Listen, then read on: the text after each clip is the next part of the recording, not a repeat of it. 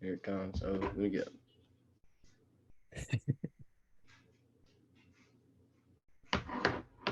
Let's kick off this morning's podcast with the verse of the pod, Ephesians 3:20. Now to him who is able to do far more abundantly than all that we ask or think, according to the power at work within us.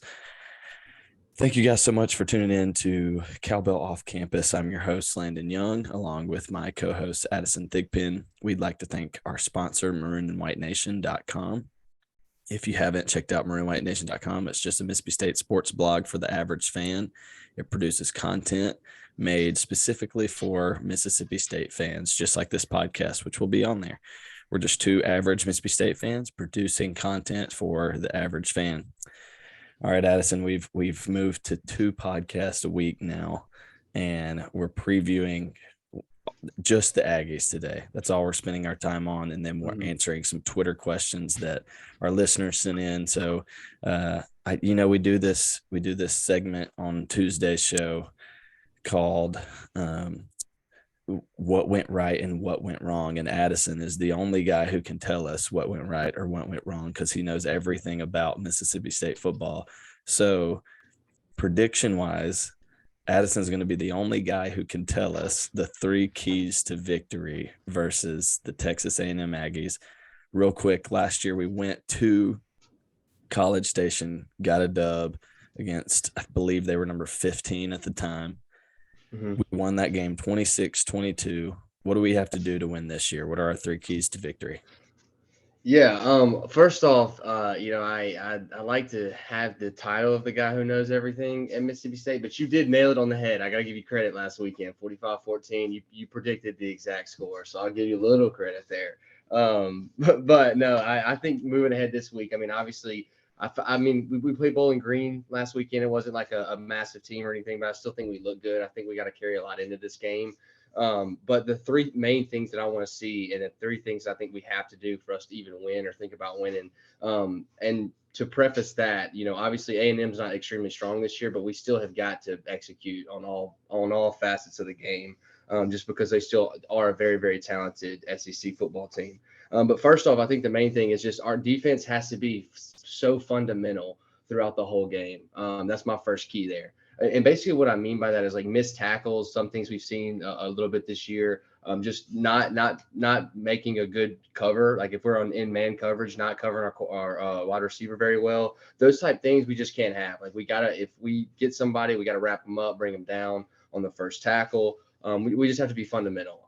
No stupid penalties, no offsides, that kind of stuff. No dumb pass interferences or anything like that. I think that's just so crucial against a talented team like A&M. So that's my number 1 key right there. That's the first thing that I think we need to do.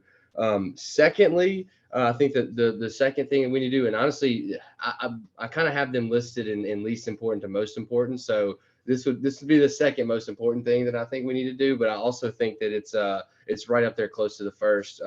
But we just have to win the line of scrimmage on both sides of the ball. This is something that, we looked like we were going to do very well early on. We actually started doing it early on against LSU, and then we just kind of lost that momentum or that I don't know, that dominance throughout the game. And I feel like the game changed a lot. So I really just want to see us win. And I think this is going to be massive. We have a huge 6-game stretch here coming up, which I know we'll talk about a little bit. We've got to win the line of scrimmage on every single one of these games. And so I think it's going to be massive getting us started out here against A&M this weekend. We got to be stronger. We got to be more gritty, and we just got to hit them in the mouth. So I really hope we can just dominate on the line. And lastly, and honestly, this is my most important thing. Like I said, I think it's just almost as important as us winning the line of scrimmage, though. But I just really, really want to see our air raid lighted up in the skies. And I know this is something that we talk about a lot. Obviously, this is a very basic answer, but I mean, I think that's so crucial. We saw us run the ball a good bit more against Arizona, a good bit more against LSU. We came away from that last week. We really didn't run the ball, and I think our offense is just moves well. It just flows well when we are really throwing it, getting it out to our receivers, and really mixing it up in the air, not going to just 1 or 2 guys, but seeing 3 to 4 to 5 guys a game. So yeah, I think it's really important that we do that again. I want to see Will Rogers just execute make good, quick decisions, and just be the man that leads our team here. So Do I think you three things. First off, defense has to be fundamental. Secondly, got to win the line of scrimmage. And then most importantly, we just got to tear it up in the air. do you think, regarding your most important point about the air raid, do you think that our offense is going to look more like it did against LSU, where we tried to find a running game a little more, or do you think it's going to be more like last week? I think there's definitely probably going to be a mix there. I think we are going to try to find the running game more than we did against Bowling Green, because I think we probably will have to establish some type of running presence just to make them think about it. But also I do think we're going to throw the ball a lot more than we did against LSU. I think we're going to come out and really try to establish the game in the air. And, I think we would have probably thrown the ball more against LSU if we would have caught passes. Like, Yeah. That was just we couldn't figure out what to do after we would drop a pass on 3rd and 1, and Right. we lost it. Can't drop passes this weekend. That's one of the keys to the air raid lighting it up on Saturday is we have to catch balls and be consistent. Now, answer this for me. Do we have to play a perfect game to win on Saturday? No, not at all. I mean, it can definitely be sloppy, I guess. It doesn't have to be perfect, but I think if we stay fundamental, execute not I mean, I guess not too sloppy, but it doesn't have to look perfect. Everything doesn't have to be beautiful looking, but I think if we come out here and if we win the line of scrimmage, we play football how we know how to play football, then we can win this game. I think, and that's kind of why my keys stay around like us doing what we know how to do.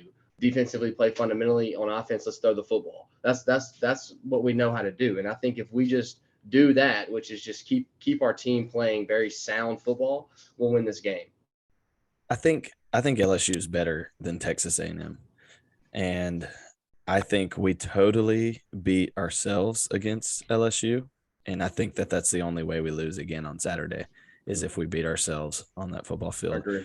Um, I was reading a tweet yesterday. I wish I knew who had put it out, but I was reading through the stats of who in the SEC is first in scoring offense and last in scoring offense. Who do you think is first in the SEC? Oh, in the SEC and scoring offense. Honestly, right now, I don't even know who that would be because I would say Georgia, but they not anymore. And honestly, they haven't scored. I really have no idea. Um, First, I'll go. You know what? I'll say the Bulldogs. I'll say us because we've done pretty well We're putting points on the board. we're tied for sixth right now, Six. but Okay. Okay. Tennessee is actually number one in Okay. SEC scoring That actually offense. does not surprise me. I should have known that. Who do you think is last? I'm gonna say Mizzou. That would be the I, team I, that we're playing on Saturday. Is dead I, last in scoring offense.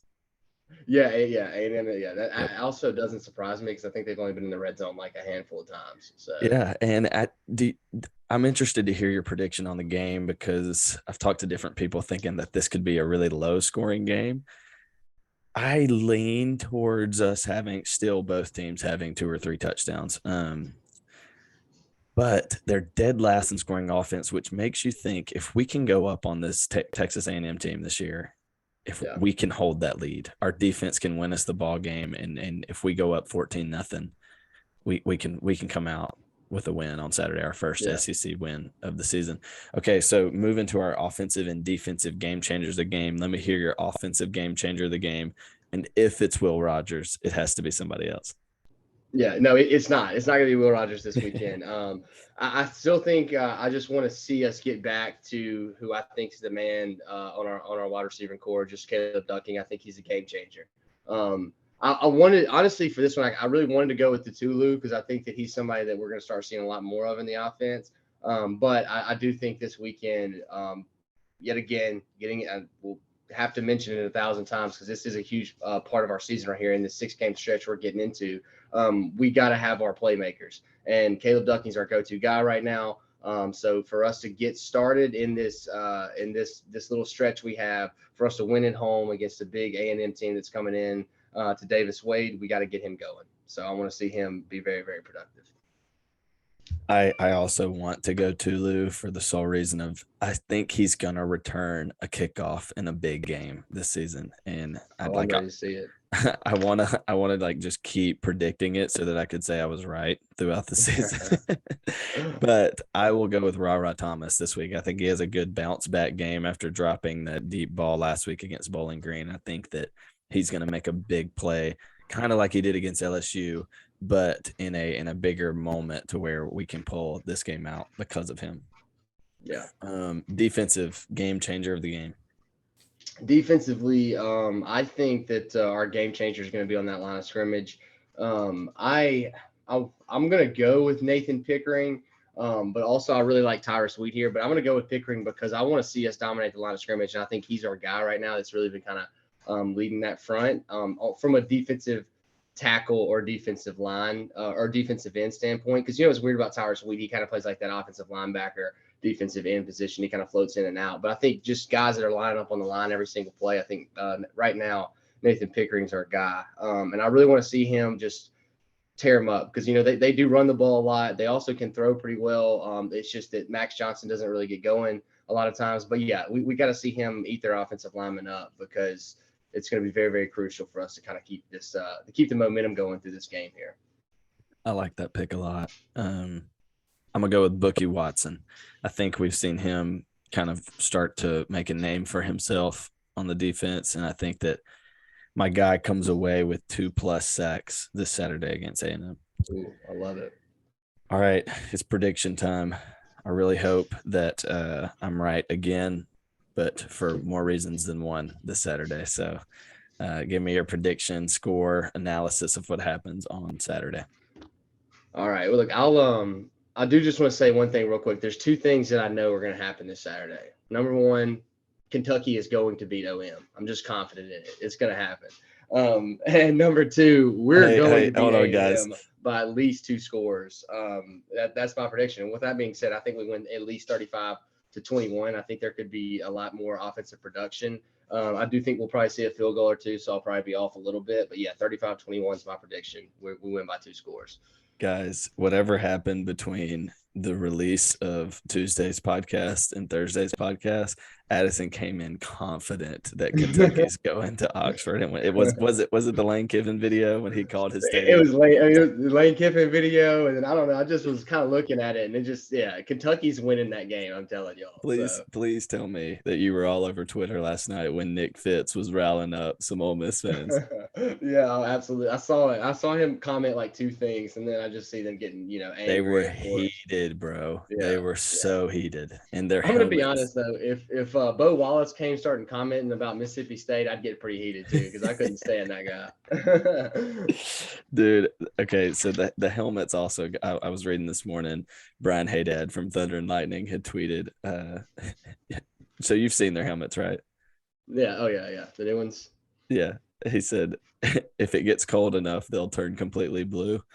And an Ole Miss fan got heated. It's like the little things will make them so angry, and it makes me so like happy. What would make you mad about that? That's just a good joke, honestly. It's already egg ball smack talk, and we're in week 5 of the college football season. This is it never stops. About. All right, so my prediction: you said 35-21, Dogs win by 2 scores. I really think that's a great guess. I think it's so good that I think A&M will do exactly what you said, 21 points. I'm going to go 31-21 Bulldogs. Get a dub by 10. All right. That completes our preview. We are moving on to your Twitter questions. I got to go way back for one of these because apparently my guy, Steven Prysock, listens to the show on Monday or Tuesday and went ahead and sent in his question before I even put out the tweet for people. I like it. Yeah, I love it. Be proactive.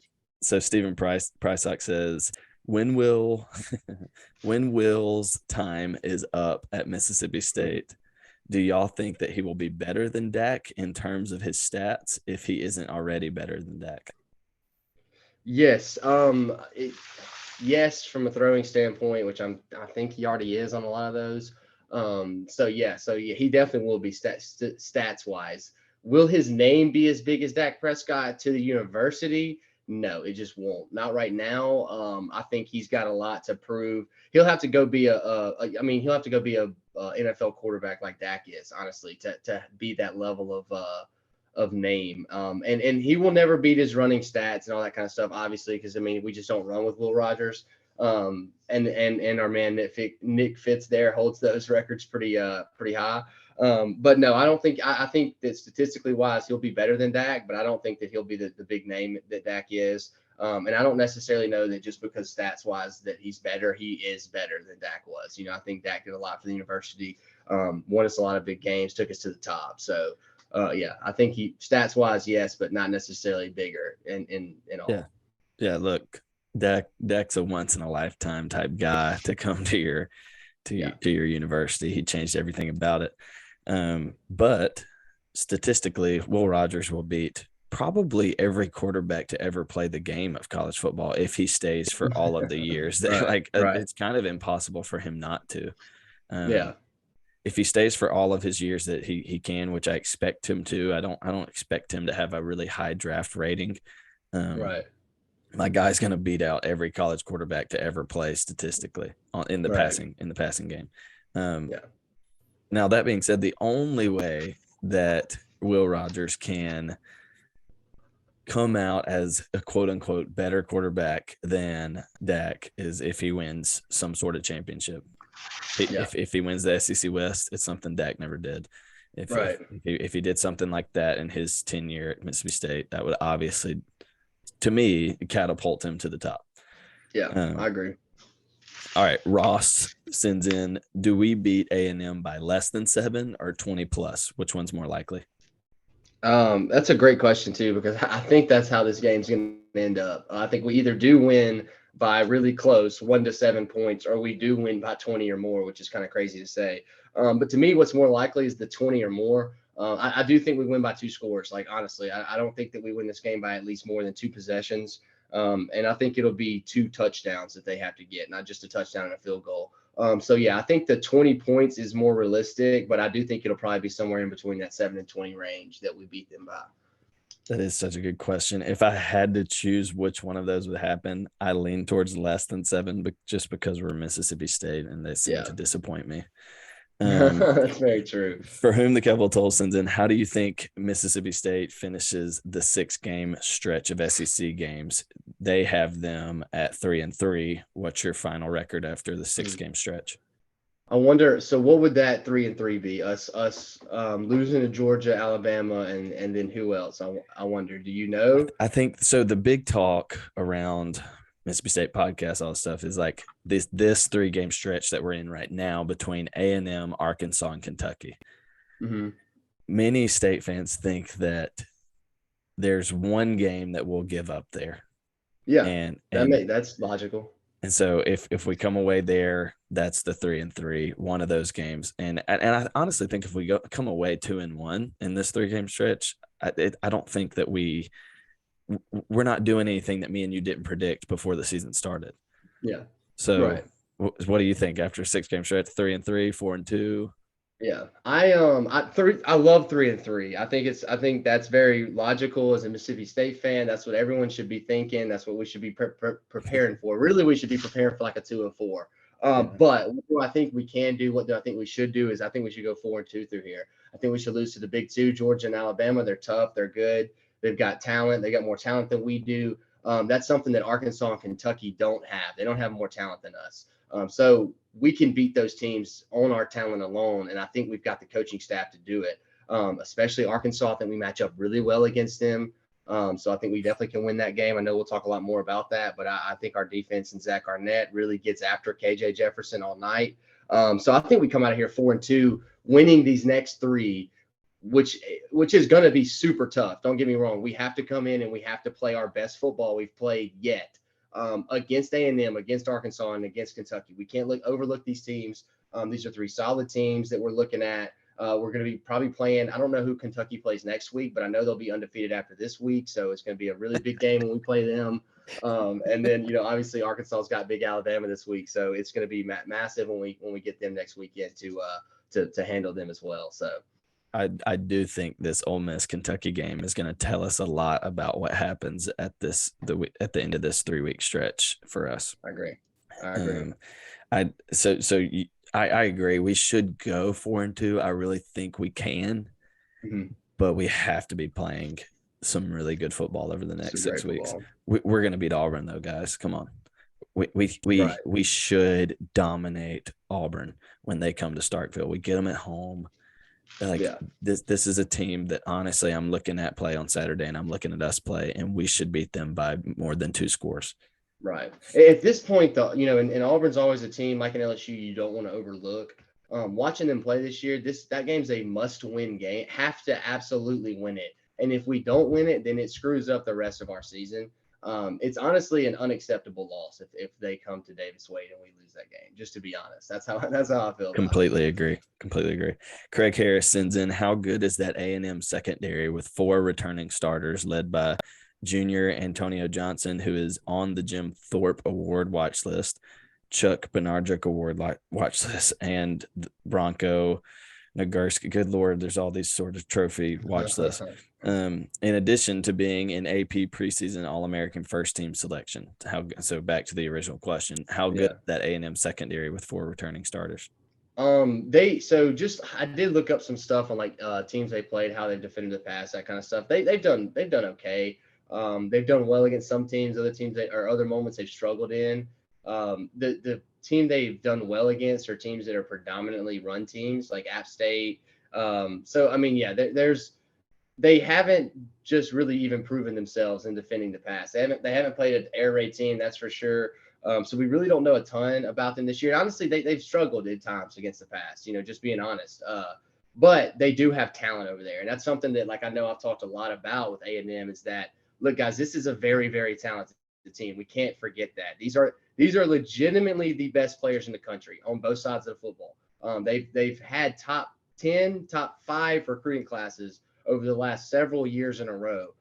So we're not just talking about, a group of guys that are just, a good SEC team. No, this is legitimately the best talent in the world. And I think we need to remember that on every single snap, on every single play. We're lining up against the best of the best here. So they might be on 1,000 watch lists, but that doesn't mean that Will Rogers won't eat them up all night, and I think he will.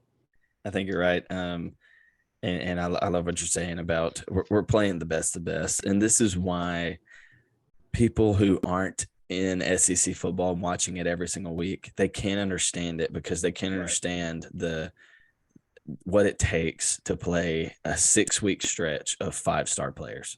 Right. It is, you're going in and out of 5-star players. You're bound to have injuries on your team. And that's where it gets mixed up because we're truly playing in the best conference in the nation. And there's really no ifs, ands, or buts about it. Gerald Young sends in, since A&M has struggled against the pass, should we use our running backs more for blocking against them?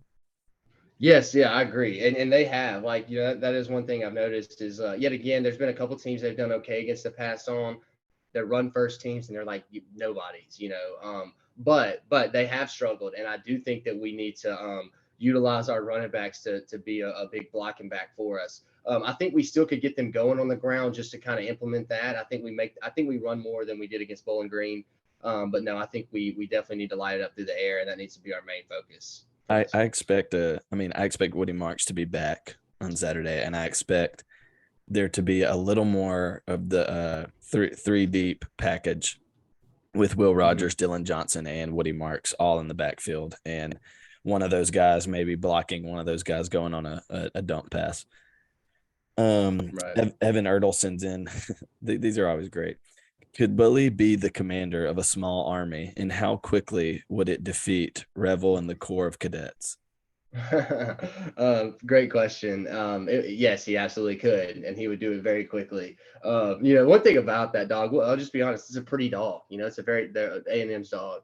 It's a very pretty dog. It's beautiful. It looks majestic. I'm sure it can run and look pretty doing it. One thing about, have you ever looked up a bulldog? They don't look like that. I'm just being honest. What the bulldogs are is they're gritty and kind of nasty, and they like to go hit you in the mouth. And I think that is the perfect representation of what we are versus what A&M is. So like yeah, it. they can look good, but we're gonna hit them in the mouth, and Bully would lead that team very, very well.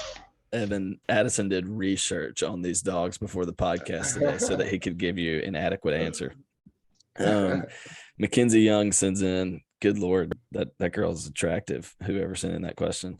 What do you expect the crowd to look like at Davis Wade these next two games, considering they're big SEC games, but they're day games instead of night games? Yeah, I hate that they're the day games, especially the Arkansas 11 a.m. That puts a That stinger in you hurts, because bro. I mean, you think SEC Nation's coming. You think it's. I mean, how is it not a big massive weekend?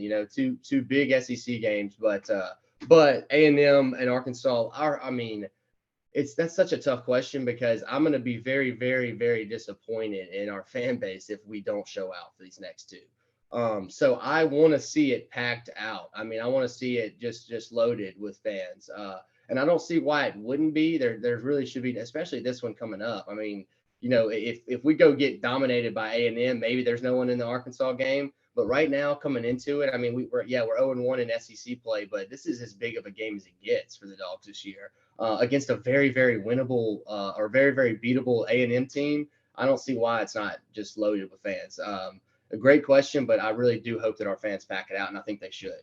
I think so too. I think if we win this Saturday, going into because the Arkansas game's a big one, right? 11 a.m. It's always hard to get up for, but Yeah. I think back to 20. Look, I'm not like comparing, but I think back to 2014. We played A&M at an 11 a.m. ball game that was a huge game between two top 10 teams. And our crowd showed up at 11 a.m. and we won that game. And I think that's exactly what should happen if we beat A&M this Saturday and we go play Arkansas next week. I agree. Ray Hewlett sends in, he's got two questions for you. Has anything been done about our field goal team? And do you think we will continue to have a problem with PATs, or has that problem been solved? I think we have solved it, hopefully. I'm just going to be 100% honest. I have no idea who our kicker is right now because we've changed him 3 times already this year. So I don't even know who the guy is. I don't know who our go-to guy is, honestly. It's got to be Ray But Bond, I do right? think we've solved it. Wait, what were you saying? It's got to be Ray Bond now, right? Yeah. Which he still missed against LSU. Right. I swear the kid's better at field goals than he is PATs. Yeah, I think so too. I mean, drained that was him that hit the 56 or yep. 53 or whatever that. Yeah, which is crazy. Because how do you walk out there? That was money too. I mean, he could have hit that from 65. 100%. Right. He smoked it in the middle, and I was like, where is this kid at? Where has he been? And can't go up there and make a PAT, but that's all right. I hope, golly, I hate that that's even a question that we have to think about. I hope that they're fixed because, man, if we miss another PAT this year, I'll lose my mind. It's a momentum killer, bro. I hope it's fixed, right? He also asked if you could sit down with Coach Leach and you could ask him about Mississippi State football, what would you ask him? And then what would you also ask him to get him on one of his wild rants? If I could ask him one question about Mississippi State football, it would be around. It'd have to be around his system and the air raid, and it would probably be. And I would want his legitimate, honest answer. I would ask him, does he think that he could win a championship at Mississippi State University? And also, as a part of that question, with Will Rogers? Or does he need another type quarterback? Does he need somebody that's an absolute killer that has that swag that we were talking about, And I would love to know what his answer was for that because I think he would have a really good one. And is his name Chris Parsons? Do what? I said, and then you ask, and is his name Chris Parson? We got him on canvas now. Is that our guy? Is he going to go win you a natty? Exactly. I would just love to know what he'd have to say to that answer.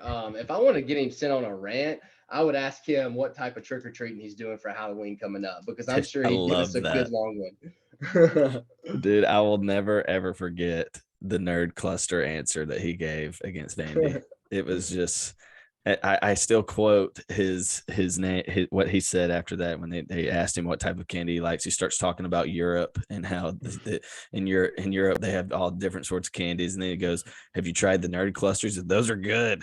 He gets the voice going and he gets excited. That's the Mike Leach I love, and I really hope that's the Mike Leach we see on Saturday because you only get that when he's happy. and you Right. only get that after big wins and when his team plays really well. So There is one thing, I know that we're, I don't know if we have any more questions, but before I did want to, there's one thing I wanted to mention from last week that we didn't talk about. And we were talking about running backs this week, and it's somebody's name that we need to bring up, but that Simeon Price kid, the freshman running back. I just started thinking about that, and I just wanted to mention that I think he's somebody we need to keep our eye on this weekend too.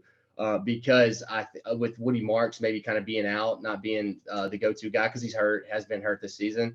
Man, what a catch that kid made on that one touchdown, and then runs the ball. I mean, he reminds me of like a Josh Robinson, somebody not the biggest guy on the field, but runs with heart and runs really hard. So I wanted to highlight him a little bit because I do think he'll be a big addition to the offense. made a couple big blocks too on Saturday, which could go into what Gerald was talking about with bringing some running backs on the backside so that Will can get his air raid started. So Yeah. I expect some packages. I expect to see Simeon. I expect to see all three play on Saturday. I expect to see Johnson, Marks, and Price all hit the field at least once on Saturday. So that concludes today's podcast, guys. Thank you so much for sending in your Twitter questions. Seriously, like this is our favorite thing to do is answer your questions. So we really appreciate it. Be sure to tune in Monday or Tuesday. We'll release the recap of A&M, and be sure to tune into that podcast. Hopefully we are so excited and looking forward to the Razorbacks of next week. So thank you guys for listening. Be sure to have a great time in Starkville this weekend. Have fun, be safe, and thank you so much for listening.